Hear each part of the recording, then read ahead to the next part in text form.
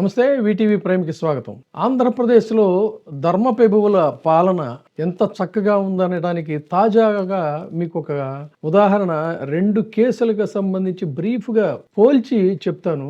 దాన్ని బట్టి ఎంత అద్భుతమైనటువంటి పాలన, ఎంత ధర్మం, పైగా సనాతన ధర్మం, అది కూడాను మామూలు ధర్మం కూడా కాదు. అలాంటి పాలన చేస్తున్నటువంటి దీంట్లో పోలీసు సోదరులు కూడా ఆలోచించాల్సింది ఏంటంటే, వాళ్ళు చెప్పారు అని చెప్పని కొంతమందికి ఏదో మెహర్బానీ చేస్తామంటే మీరందరూ కూడా మితిమీరినటువంటి ఉత్సాహంతో పనిచేస్తున్నారు. కానీ మీకే గనక అన్యాయం జరిగితే మీకు ఎంత మాత్రం న్యాయం జరుగుతుంది అనడానికి తాజా ఉదాహరణ శ్రీశైలంలో డ్యూటీలో ఉన్నటువంటి ఫారెస్ట్ ఆఫీసర్స్, వాళ్ళు కూడా పోలీసులే కదా, ఆ ఫారెస్ట్ ఆఫీసర్స్ మీద దాడి జరిగితే, కిడ్నాప్ చేస్తే, బూతులు తిడితే వాళ్ళకి జరిగిన న్యాయం ఏంటి అనేదాన్ని చెప్పడానికి ముందు కొమ్మినేని శ్రీనివాసరావు అనేటువంటి ఒక సీనియర్ జర్నలిస్టు, ఆయన వయసు కూడా పాప ఆయన వాపోయాడు.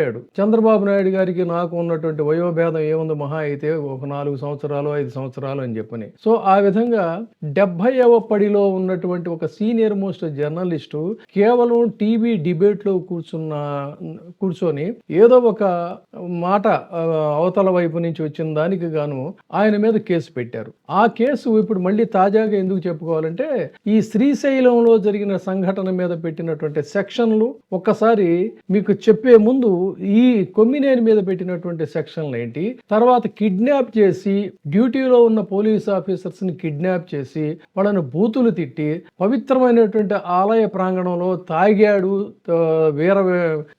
వీరంగం చేశాడు ఎమ్మెల్యే అని చెప్తున్నటువంటి నేపథ్యంలో ఆ సెక్షన్లు ఏమైనా పెట్టారా, కిడ్నాప్ చేసిన దానికి ఏమైనా పెట్టారా? సో ఇలాంటి అంశాలన్నీ కూడా చేస్తూ ఈయన మీద పెట్టినటువంటి సెక్షన్ల గురించి బ్రీఫ్ గా చెప్పాక నేను ఆ కేసు వివరాల్లోకి వెళతాను. అందుకని ధర్మపెబువులు ఎంత నిష్పాక్షిగా, ఎందుకంటే వీళ్ళు మంత్రులుగా ప్రమాణ స్వీకారం చేసినప్పుడు దైవ సాక్షిగా అని చేస్తారు, నిష్పాక్షికంగా మేము పరిపాలన చేస్తాం, ఎలాంటి పక్షపాతానికి తావు లేకుండా అని పదే 2 సార్లు చేస్తారు కదా. అందుకని ఆ మాట కూడా ఇక్కడ చెప్పాల్సి వస్తుంది. తర్వాత పోలీసులు మీ అత్యుత్సాహానికి మీకు ఎలాంటి బహుమతి లభిస్తుంది అనే దానికి కూడా ఇది ఒక లేటెస్ట్ ఎగ్జాంపుల్. అందుకే చరబండరాజు చెప్తాడు, ఓ పోలీసుడా, నువ్వు కూడా కడుపు కోసమే అని చెప్పనే కాకి బట్టలు వేసావు కానీ నువ్వు కూడా మాలా అంటోడివే అని చెప్తాడు. అందుకని ఇది ఒక సందర్భం. సరే, ఇక ఇదంతా ఆపేసేసి డైరెక్ట్ సబ్జెక్ట్ లోకి వచ్చేద్దాం.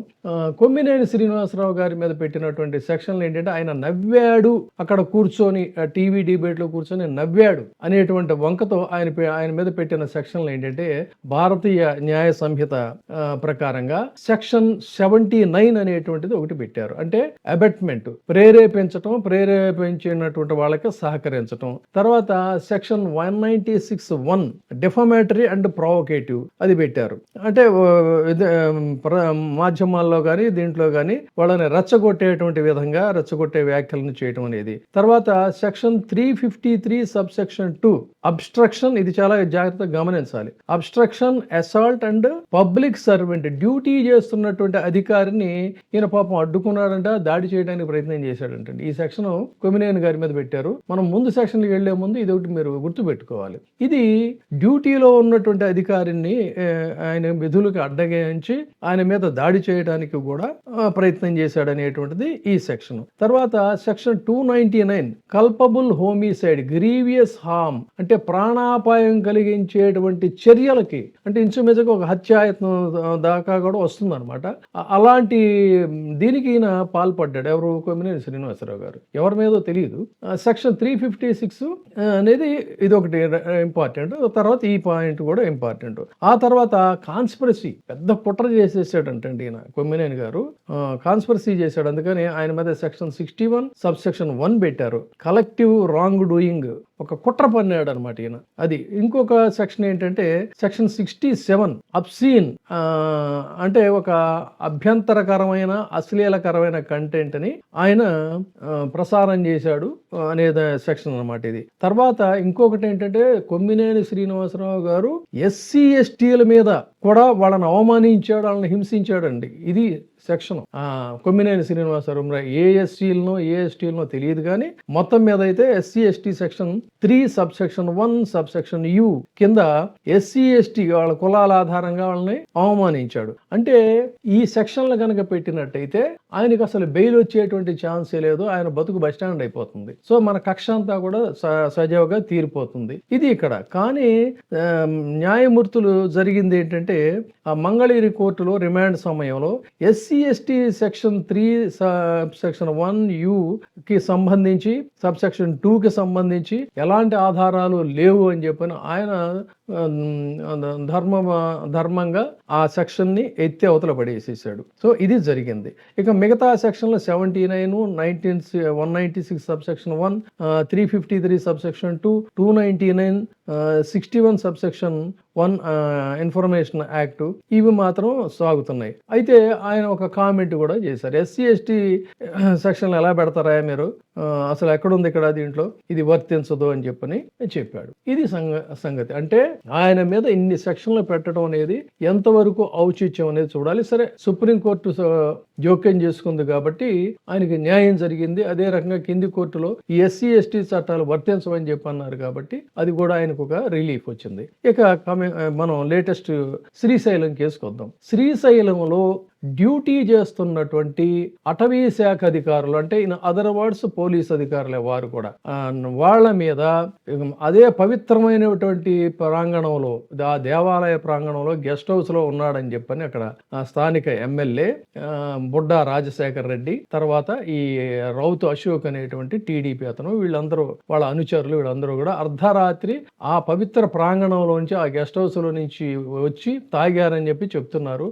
మరి అది కూడా వాళ్ళని ఇమీడియట్ గా అరెస్ట్ చేసి వాళ్ళని దీనికి కూడా పంపించలేదు, తాగారా లేదని తెలుసుకోవడానికి. సో వారు అక్కడికి వచ్చి అర్ధరాత్రి పాటు డ్యూటీ చేస్తున్నటువంటి వాళ్ళని కిడ్నాప్ చేసి బూతులు తిడుతూ వాళ్ళని తీసుకెళ్లారు, దుర్భాషలాడారు, కొట్టారు అనేది చెప్తున్నారు. సో దాని మీద వాళ్ళు పెట్టినటువంటి ఇదేంటంటే తర్వాత వాళ్ళు ప్రెస్ మీట్ కూడా పెట్టారు, ప్రెస్ మీట్ పెట్టి కూడా మాట్లాడారు. సో మాట్లాడిన దాంట్లో అయితే ఎఫ్ఐఆర్ ఏమని రిజిస్టర్ చేశారంటే అది కూడా శ్రీశైలం 1 టౌన్ పోలీస్ స్టేషన్ లో ఆగస్టు 19వ తేదీ 2025 ఎమ్మెల్యేను అతని అనుచరులు వాళ్ళని ఎత్తికెళ్ళిపోయారని, తర్వాత అవమానకరంగా వాళ్ళని దూషించారని చెప్పని వాళ్ళు కేసు ఫైల్ చేశారు డ్యూటీలో ఉన్నటువంటి సందర్భంలో. ఇది ఇక్కడ జాగ్రత్తగా గమనించాలి. సో కేసులో భారతీయ న్యాయ సంహిత సెక్షన్స్ ఎఫ్ఐఆర్ ప్రకారంగా ఈ బుడ్డా రాజశేఖర్ రెడ్డి, రౌత్ అశోక్ మీద వీళ్ళు పెట్టిన సెక్షన్లు ఏంటి అన్నట్లయితే ధర్మపేగులు కదా.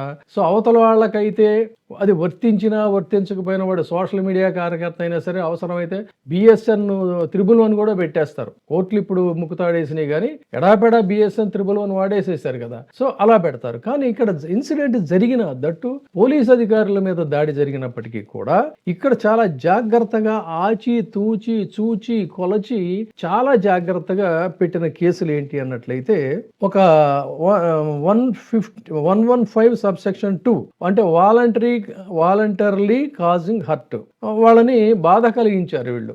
దీనికి 1 సంవత్సరం శిక్ష, 10,000 జరిమానా ఉంటుంది. ఇది 115 సబ్సెక్షన్ 2 ఇవి కూడా ఇదంతా కూడా ఏంటంటే బెయిలబుల్ సెక్షన్. ఇది తర్వాత 127 సబ్సెక్షన్ 2 రాంగ్ఫుల్ కన్ఫైన్మెంట్, ఇది దీనికి సంబంధించి కూడా ఇది కూడా బెయిలబుల్, తక్కువ శిక్ష కలిగేటువంటి ఇదిగానే ఉంటుంది. తర్వాత స్పష్టమైనటువంటి ఇది ఎక్కడా కూడా దీంట్లో వాళ్ళు క్లారిటీగా పెట్టాల. సెక్షన్ 351 సబ్సెక్షన్ 2 క్రిమినల్ ఇంటిమిడేషన్, ఇది సర్వసాధారణంగా క్రిమినల్ కేసుల్లో ఎవరి మీదైనా ఆటోమేటిక్ గా వస్తుంది, అంటే వాళ్ళని భయపెట్టడం ఇలాంటివి అనమాట. ఇది కూడా బెయిలబుల్ సెక్షన్. ఆ విధంగానే సెక్షన్ 503 IPC ఇది పెట్టారు. తర్వాత 132 BNS రెడ్ విత్ 3 సబ్సెక్షన్ 5 అంటే assault criminal force of deter A public servant, అంటే పబ్లిక్ సర్వెంట్ యొక్క విధుల్ని చేయనివ్వకుండా ఆటంకం కలిగించారు వీళ్ళు. క్రిమినల్ ఫోర్స్ ఉపయోగించి వాళ్ళకి ఆటంకం కలిగించారు కాబట్టి ఇందులో ఇది యాక్చువల్గా నాన్ బెయిలబుల్ అవుతుంది, బెయిలబుల్ అవుతుంది. దాని యొక్క తీవ్రతను బట్టి ఇంకొన్ని సెక్షన్లు కనుక యాడ్ ఆన్ చేసినట్టయితే అది నాన్ బెయిలబుల్ కిందకు వస్తుంది. ఇక్కడ ఆ పని చేయకుండా చాలా జాగ్రత్తలు తీసుకున్నారు. ఇక SC STలు వాళ్ళు నిజానికి ఏంటంటే ఆ పోలీస్ ఆఫీసర్స్ లో STలు SCలు ఉన్నారనేది వాళ్ళు చెప్తున్నారు. చెప్పిన మాట. కానీ వాళ్ళ మీద అలాంటి సెక్షన్లు మాత్రం చేయలేదు. అయితే ఇక్కడ ఒక ఎక్స్క్యూజ్ వీళ్ళు చెప్పొచ్చు ఏంటంటే, ఎస్సీ ఎస్టీలు అయినంత మాత్రంలో వాళ్ళ మీద ఏదైనా సంఘటన జరిగితే ఆ సెక్షన్లో పెట్టాలా అంటే, అదే వైసీపీ వారైతే కళ్ళు మూసుకుని ఎడాపెడా పెట్టేసేస్తారు. కానీ అక్కడ రూల్ ఆఫ్ లా ప్రకారంగా నడుచుకునేటట్టయితే victims status solely can't be ground for prosecution under SC ST act. అంటే కేవలం బాధితుల యొక్క క్యాస్ట్ ఆధారంగా ఎస్సీ ఎస్టీ అనే కాబట్టి వాళ్ళని ఆ బాధితుల మీద వాళ్ళు ఇదయ్యారు కాబట్టి నిందితుల మీద ఆ సెక్షన్లు పెట్టడం కరెక్ట్ కాదు. అన్లెస్ అండ్ అంటిల్ వాళ్ళు కులం ప్రాతిపదికగా వాళ్ళని హింసించినా తిట్టినా చేసినా అనేటువంటిదే ఇది. మరి ఇక్కడ జరిగింది ఏంటి? కొమ్మినేని శ్రీనివాసరావు గారి మీద అలాంటిది ఏమీ లేకపోయినా కూడా పెట్టారు. కానీ ఇక్కడ వీళ్ళు ఎస్సీ ఎస్టీలని వీళ్ళని బూతులు తిడుతూ కిడ్నాప్ చేసుకొని మరీ తీసుకెళ్లారు. కానీ ఇక్కడ మిస్ చేసినటువంటి నాన్ బెయిలబుల్ సెక్షన్స్ ప్రధానంగా ఒక 3 సెక్షన్లు మనం చెప్పుకోవాలి. ఇక్కడే జాగ్రత్త తీసుకుని దోషుల్ని కాపాడేటువంటి లేదా నిందితుల్ని కాపాడేటువంటి ప్రయత్నం చేశారు. ఎందుకంటే వాళ్ళు మనాళ్ళు కాబట్టి. ఇక్కడ జరిగింది ఏంటి అంటే, మిస్ చేసిన సెక్షన్స్ ముందు వాళ్ళు FIR లో కూడా అబ్డక్షన్ అనేటువంటి పదాన్ని చాలా క్లియర్ గా వాడారు. Abduction or kidnap. వాళ్ళని స్వయాన ఎమ్మెల్యేనే కారులో ఎక్కించుకొని తీసుకెళ్లాడంటే అది మరి కిడ్నాపే కదండి, అబ్డక్షన్ కిందగా వస్తుంది కదా అది. మరి ఆ అబ్డక్షన్ సెక్షన్ 140, 141 కిడ్నాప్ అపహరణ అనేటువంటిది చేశారా? అది పెట్టలేదు. ఎందుకు అన్నట్టయితే దీనికి సాధారణంగా 7 సంవత్సరాల వరకు కూడా జైలు శిక్ష, జరిమానా ఉంటుంది కాబట్టి ఆ సెక్షన్ పెట్టకుండా జాగ్రత్త పడ్డారు. ఒకవేళ పబ్లిక్ పోలీస్ సర్వెంట్ కాబట్టి ఇతను డెఫినెట్ గా ఇది నాన్ బెయిలబుల్ అవుతుంది. అందుకని ఆ సెక్షన్ పెట్టాల. తర్వాత అధికారుల మీద ఫిల్దీ లాంగ్వేజ్ అంటే అబ్యూసివ్ లాంగ్వేజ్, డ్యూటీలో ఉన్న అధికారుల మీద ఫిల్దీ లాంగ్వేజ్ కనుక మాట్లాడినట్లయితే BNS section 353 read with 132 assault or criminal force to deter a public servant from discharge of duties. ఆ అధికారిని విధులు చేయకుండా అడ్డుకోవటం, దూషించటం, బలవంతం చేయడం, ఇవన్నీ కూడా వీటికి సంబంధించి కూడా 3 సంవత్సరాల వరకు జైలు శిక్ష, జరిమానా ఉంటుంది. ఇది కూడా కొన్ని సందర్భాల్లో ఆ నేర తీవ్రతను బట్టి ఇది కూడా నాన్ బెయిలబుల్ సెక్షన్ అవుతుంది. అది కూడా ఇక్కడ పెట్టకుండా జాగ్రత్త పడ్డారు. ఇక intentional insult with intent to provoke breach of peace BSN section 356. ఇది ఉద్దేశపూర్వకంగా అంటే ఒక దురుద్దేశంతో వాళ్ళని అవమానకరంగా వాడారు. మరి వాళ్ళే చెప్తున్నారు కదా, ఎడా మమ్మల్ని పట్టించుకోవా, నువ్వు ఎక్కడి నుంచి వచ్చి చేస్తావా, అది ఇదని తిట్టారని చెప్పి మనం చెబుతున్నారు కదా. మరి ఆ ప్రాతిపదికగా వచ్చినప్పుడు వాళ్ళ క్యాస్ట్ కూడా ఇక్కడ అప్లికబుల్ అవుతుంది కదా. కానీ అది పెట్టలేదు. ఇదే కనుక పెట్టుంటే దీనికి కూడా 6 నెలల జైలు, 6 నెలల నుంచి 5 సంవత్సరాల వరకు కూడా జైలు శిక్ష ఉంటుంది, జరిమానా ఉంటుంది. ఇది నాన్ బెయిలబుల్ కిందకు వస్తుంది. ఈ నాన్ బెయిలబుల్ సెక్షన్లు ఏమీ పెట్టకుండా జాగ్రత్త పడ్డారు. ఇక మనది సనాతన ధర్మం కదా, ఆ సనాతన ధర్మం ప్రాతిపదికలో చూసుకుంటే సెక్షన్ 84 AP ఎండోమెంట్స్ యాక్ట్ ప్రకారంగా దేవాలయ ప్రాంగణంలో మద్యం, మాంసం లాంటి అపవిత్ర అయినటువంటి కార్యాలు చేయడం నిషిద్ధం. దీనికి 6 నెలలు జైలు, 5,000 వరకు జరిమానా ఉంటుంది. మరి ఆ సెక్షన్ పెట్టారా అంటే ఆ సెక్షన్ కూడా పెట్టలేదు. దాంట్లోనే మళ్ళీ public BNS section 285 public nuisance అంటే ఇక్కడ obscene conduct of the place of worship అనేది వస్తుంది. కానీ అక్కడ కొమ్మినేని గారి దగ్గర పెట్టారు, ఇక్కడ మాత్రం పాపం జరిగినా కూడా ఇక్కడ కేసు పెట్టలేదు. దీనికి కూడా 6 నెలల వరకు జైలు ఇది ఉంటుంది. ఇదండి మన ధర్మపెబువులు వ్యవహరిస్తున్నటువంటి తీరు. తప్పు చేసినటువంటి వాళ్ళ మీద తప్పనిసరిగా ధర్మం ప్రకారంగా, న్యాయం ప్రకారంగా మీరు చేసిన ప్రమాణాల ప్రాతిపదికగా కేసులు పెట్టాలి, కానీ కేసులు పెట్టరు. చిన్న చిన్న అంశాలకు కూడా రంధ్రాన్వేషణ చేసి భూతత్వంలో చూసి మీకు అధికారం చేతిలో ఉందని చెప్పని ఇష్టారాజ్యం కింద ఎడాపెడా కేసులు పెడతారు. ఈ రెండిటిని కంపేర్ చేసి చూసుకుంటే మరి ఈ దెబ్బతిన్న బాధిత పోలీసు అధికారులకు, ఫారెస్ట్ అధికారులకి ఈ ప్రభుత్వం కొన్ని కొమ్ము కాస్తున్నందుకు గానో లేకపోతే వాళ్ళు డ్యూటీ చేస్తున్నందుకు కానీ వాళ్ళకి ఈ ప్రభుత్వంలో అన్యాయం జరిగితే ఇప్పుడు న్యాయం జరిగినట్ట కాదా? ఇక వాళ్ళ ఇంటర్నల్ పాలిటిక్స్ వద్దాం ముగింపుగా. యాక్చువల్గా అక్కడ మేజర్ పర్సన్ ఎవరు అంటే A1 గా ఆ బొడ్డా రాజశేఖర రెడ్డి అనే ఎమ్మెల్యే, అతగాడు మొత్తం దీనికి ప్రధాన కారకుడు. అతన్ని A1 గా పెట్టాలి. తర్వాత ఏంటంటే వాళ్ళకి అన్ని రకాలుగా మోస్తూ బకరాలు అయిపోతున్నటువంటి జనసేనకు సంబంధించిన జిల్లా ఇన్ఛార్జి రౌత్ అశోక్ అనేటువంటి వ్యక్తి, అతన్ని A2 గా పెట్టాలి. కానీ ఇక్కడ ఏంటంటే వాళ్ళు కూటమిలో పదవులు కూడా పంచుకుంటున్నారు కదా. పదవులు పంచుకునేటప్పుడేమో అగ్రతాంబూలం టీడీపీకి ఉంటుంది, దానికి చివరిగానేమో జనసేన వస్తుంది.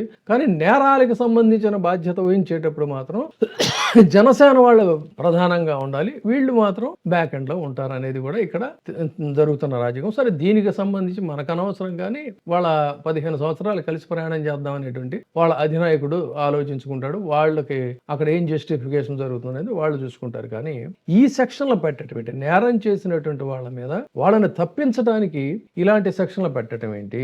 ఒక అమాయకులు లేదా జీవితం అంతా కూడా ఈ దీనికోసం నమ్ముకున్న ధర్మం కోసం, ఉద్యోగం కోసం, జర్నలిజంలో ఉన్నటువంటి వాళ్ళ మీద SC ST కేసులు పెట్టడం, దౌర్జన్యం కేసులు, అధికారుల మీద దాడులు చేయడం, ఇలాంటి కేసులు పెట్టడం, నిజంగా ఆ సంఘటనలు జరిగితే మాత్రం వాళ్ళని తప్పించడం ఏంటనేది ఇది మరి మీరే ఆలోచించాలి. Thank you. ఇప్పుడే సబ్స్క్రైబ్ చేయండి, లైక్ చేయండి, షేర్ చేయండి. VTV ప్రైమ్, నీ ఉత్తమాభిరుచుల సమ్మేళనం.